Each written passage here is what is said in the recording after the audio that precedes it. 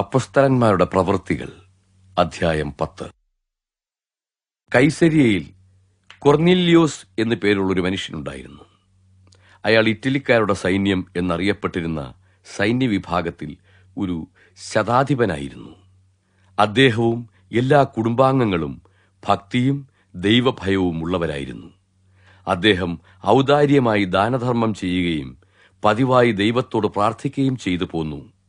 ഒരു ദിവസം ഉച്ച കഴിഞ്ഞ് ഒരു ദൂതൻ തന്റെ അടുത്തു വന്ന് കൊർന്നേലിയോസേ എന്ന് വിളിക്കുന്നത് ഒരു ദർശനത്തിൽ അദ്ദേഹം വ്യക്തമായി കണ്ടു. കൊർന്നേല്യോസ് ഭയപ്പെട്ട് ആ ദൂതനെ ഉറ്റുനോക്കി. എന്താകുന്നു കർത്താവേ? അദ്ദേഹം ചോദിച്ചു. അതിന് ദൂതൻ, നിന്റെ പ്രാർത്ഥനകളും ദാനധർമ്മങ്ങളും ദൈവസന്നിധിയിൽ എത്തിയിരിക്കുന്നു. യോപ്പയിലേക്ക് ആളയച്ച് പത്രോസ് എന്ന് വിളിക്കപ്പെടുന്ന ശിമോൻ എന്നയാളെ വരുത്തുക. അയാൾ തോൽപ്പണിക്കാരനായ ശിമോനോടുകൂടെ പാർക്കുന്നു. അവന്റെ വീട് കടൽപ്പുറത്താണ് എന്ന് പറഞ്ഞു. തന്നോട് സംസാരിച്ച ദൂതൻ പോയ ശേഷം കൊർന്നേല്യോസ് തന്റെ വേലക്കാരിൽ 2 പേരെയും പടയാളികളിൽ ഭക്തനായ ഒരുവനെയും വിളിച്ചു. സംഭവിച്ചതെല്ലാം അവരോട് പറഞ്ഞിട്ട് അദ്ദേഹം അവരെ യോപ്പയിലേക്ക് അയച്ചു. അവർ യാത്ര ചെയ്തു. പിറ്റേ ദിവസം ഉച്ചസമയത്ത് പട്ടണത്തിനടുത്തെത്തി. അപ്പോൾ പത്രോസ് പ്രാർത്ഥിക്കുവാൻ വീടിന്റെ മട്ടുപ്പാവിലേക്ക് കയറി. വിശന്നതിനാൽ എന്തെങ്കിലും ഭക്ഷിക്കുവാൻ അദ്ദേഹം ആഗ്രഹിച്ചു. ഭക്ഷണം തയ്യാറായിക്കൊണ്ടിരിക്കുമ്പോൾ അദ്ദേഹം ആത്മവിവശതയിലായി. സ്വർഗം തുറന്നിരിക്കുന്നതും 4 കോണും കെട്ടിയ വലിയ വിരി പോലെയുള്ള ഒരു പാത്രം ഭൂമിയിലേക്ക് ഇറങ്ങി വരുന്നതും അദ്ദേഹം കണ്ടു. അതിൽ സകലവിധ നാൽക്കാലികളും ഇഴജന്തുക്കളും ആകാശത്തിലെ പക്ഷികളും ഉണ്ടായിരുന്നു. അപ്പോൾ ഒരു ശബ്ദം അദ്ദേഹത്തോട്, പത്രോസേ, എഴുന്നേറ്റ് കൊന്നു തിന്നുക എന്ന് പറഞ്ഞു. തീർച്ചയായും ഇല്ല കർത്താവേ.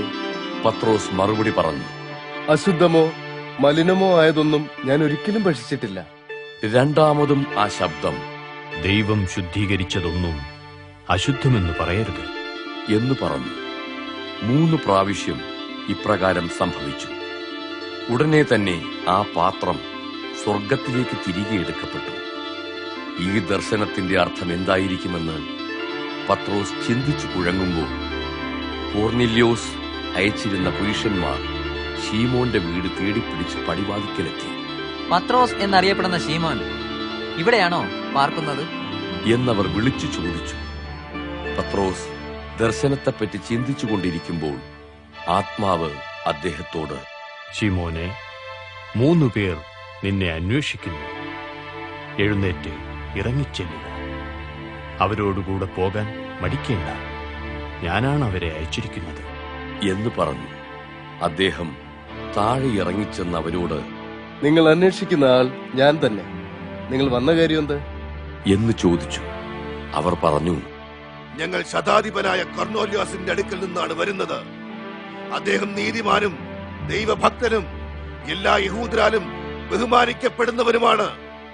അങ്ങയ്ക്ക് പറയുവാനുള്ളത് കേൾക്കുവാൻ അങ്ങയെ അദ്ദേഹത്തിന്റെ വീട്ടിലേക്ക് വരുത്തണമെന്ന് ഒരു വിശുദ്ധ ദൂതനാൽ അദ്ദേഹത്തിന് അരുളപ്പാടുണ്ടായി എന്ന് പറഞ്ഞു.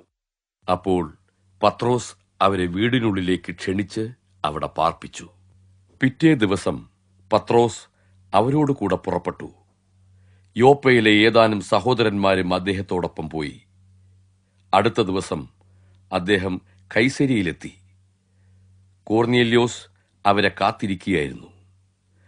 ബന്ധുക്കളെയും ഉറ്റമിത്രങ്ങളെയും അദ്ദേഹം അവിടെ വിളിച്ചുകൂട്ടിയിരുന്നു. പത്രോസ് ഭവനത്തിൽ പ്രവേശിച്ചപ്പോൾ കൊർന്നേല്യോസ് അദ്ദേഹത്തെ കണ്ട് ആദരപൂർവ്വം കാൽക്കൽ വീണ് വന്ദിച്ചു. പത്രോസ് അദ്ദേഹത്തെ എഴുന്നേൽപ്പിച്ചുകൊണ്ട്, എഴുന്നേൽക്കുക, ഞാൻ കേവലം ഒരു മനുഷ്യനത്രേ എന്ന് പറഞ്ഞു. കൊർന്നേല്യോസിനോട് സംസാരിച്ചുകൊണ്ട് പത്രോസ് അകത്തേക്ക് ചെന്നു. അവിടെ ഒരു വലിയ ജനക്കൂട്ടമുണ്ടായിരുന്നു. അദ്ദേഹം അവരോട് പറഞ്ഞു, ഒരു യഹൂദൻ വിജാതീയനായ ഒരാളോട് സഹകരിക്കുകയോ അവനെ സന്ദർശിക്കുകയോ ചെയ്യുന്നത് ഞങ്ങളുടെ ന്യായപ്രമാണത്തിന് വിരുദ്ധമാണെന്ന് നിങ്ങൾക്കറിയാമല്ലോ. എന്നാൽ ഒരു മനുഷ്യനെയും അശുദ്ധനെന്നോ മലിനെന്നോ വിളിക്കരുതെന്ന് ദൈവം എനിക്ക് കാണിച്ചു തന്നിരിക്കുന്നു. ആകയാൽ എനിക്ക് ആളയച്ചപ്പോൾ യാതൊരു എതിർപ്പും പറയാതെ ഞാൻ പോരുകയാണ് ഉണ്ടായത്. ഇനി ഞാൻ ചോദിക്കട്ടെ, നിങ്ങൾ എന്തിനാണ് എന്നെ വിളിപ്പിച്ചത്? കൊർന്നേല്യോസ് മറുപടി പറഞ്ഞു, 4 ദിവസം മുമ്പ് ഉച്ചയ്ക്ക് ഞാൻ എന്റെ വീട്ടിൽ ഏകദേശം 3 മണി സമയത്ത് പ്രാർത്ഥിച്ചുകൊണ്ടിരിക്കുകയായിരുന്നു. പെട്ടെന്ന് മിന്നുന്ന വസ്ത്രം ധരിച്ച ഒരു മനുഷ്യൻ എന്റെ മുന്നിൽ നിന്നുകൊണ്ട്, കൊർന്നേല്യോസേ, ദൈവം നിന്റെ പ്രാർത്ഥന കേൾക്കുകയും നിന്റെ ദാനധർമ്മങ്ങൾ ഓർക്കുകയും ചെയ്തിരിക്കുന്നു. ഇപ്പോൾ യോപ്പയിലേക്ക് ആളയച്ച് പത്രോസ് എന്ന് വിളിക്കപ്പെടുന്ന ശീമോനെ വരുത്തുക. അദ്ദേഹം കടൽപ്പുറത്ത് തോൽപ്പണിക്കാരനായ ശീമോന്റെ വീട്ടിൽ അതിഥിയായി പാർക്കുന്നു എന്ന് എന്നോട് പറഞ്ഞു. അപ്പോൾ ഞാൻ ഉടൻ തന്നെ അങ്ങേക്കായി ആളെ അയച്ചു. അങ്ങ് വന്നത് വലിയ ഉപകാരം. ഇപ്പോൾ ഞങ്ങളോട് പറയുവാൻ, ദൈവം അങ്ങയോട് കൽപ്പിച്ചിട്ടുള്ളതൊക്കെയും കേൾക്കുവാൻ ഞങ്ങളിതാ ദൈവസന്നിധിയിൽ കൂടിയിരിക്കുന്നു. അപ്പോൾ പത്രോസ് ഇപ്രകാരം പറഞ്ഞു, ദൈവത്തിന് പക്ഷപാതമില്ലെന്നും ഏതൊരു ജനതയിലും ദൈവത്തെ ഭയപ്പെട്ട് നീതി പ്രവർത്തിക്കുന്നവരെ അവിടുന്ന് അംഗീകരിക്കുന്നുവെന്നും ഉള്ളത് എത്ര സത്യമെന്ന് ഞാനിപ്പോൾ മനസ്സിലാക്കുന്നു. എല്ലാവരുടെയും കർത്താവായ യേശുക്രിസ്തുവിലൂടെ സമാധാനത്തിന്റെ സുവിശേഷം അറിയിച്ചുകൊണ്ട് ദൈവം ഇസ്രായേൽ മക്കൾക്ക് നൽകിയ സന്ദേശം ഇതാണ്. യോഹന്നാൻ പ്രസംഗിച്ച സ്നാനത്തിന് ശേഷം ഗലീലിയയിൽ തുടങ്ങി യഹൂദയിൽ എല്ലായിടത്തും സംഭവിച്ച കാര്യങ്ങളും, നസറായനായ യേശുവിനെ ദൈവം പരിശുദ്ധാത്മാവിനാലും ശക്തിയാലും അഭിഷേകം ചെയ്തതും, ദൈവം തന്നോടുകൂടെ ഇരുന്നതിനാൽ അദ്ദേഹം നന്മ ചെയ്തും പൈശാചിക ശക്തിക്ക് അധീനരായിരുന്നവരെ സൗഖ്യമാക്കിക്കൊണ്ട് സഞ്ചരിച്ചതും നിങ്ങൾക്കറിവുണ്ടല്ലോ. യഹൂദരുടെ ദേശത്തും യെരുസലേമിലും അദ്ദേഹം ചെയ്തതിനെല്ലാം ഞങ്ങൾ സാക്ഷികളാണ്. അവർ അദ്ദേഹത്തെ മരത്തിൽ തൂക്കിക്കൊന്നു. എന്നാൽ 3-ാം ദിവസം ദൈവം മരിച്ചവരിൽ നിന്ന് അദ്ദേഹത്തെ ഉയർത്തെഴുന്നേൽപ്പിച്ച് പ്രത്യക്ഷനാക്കി. എല്ലാവർക്കുമല്ല, പിന്നെയോ സാക്ഷികളായിരിക്കുവാൻ ദൈവം നേരത്തെ തന്നെ തിരഞ്ഞെടുത്തിരുന്നവരായ ഞങ്ങൾക്ക് പ്രത്യക്ഷനാക്കി. അദ്ദേഹം മരിച്ചവരിൽ നിന്ന് ഉയർത്തെഴുന്നേറ്റ ശേഷം അദ്ദേഹത്തോടൊപ്പം ഞങ്ങൾ തിന്നുകയും കുടിക്കുകയും ചെയ്തു. ജനങ്ങളോട് പ്രസംഗിക്കുവാനും ജീവിച്ചിരിക്കുന്നവർക്കും മരിച്ചവർക്കും ന്യായാധിപതിയായി ദൈവം നിയോഗിച്ചിരിക്കുന്നത് അദ്ദേഹത്തെയാണെന്ന് സാക്ഷിപ്പാനും അവിടുന്ന് ഞങ്ങളോട് കൽപ്പിച്ചിരിക്കുന്നു.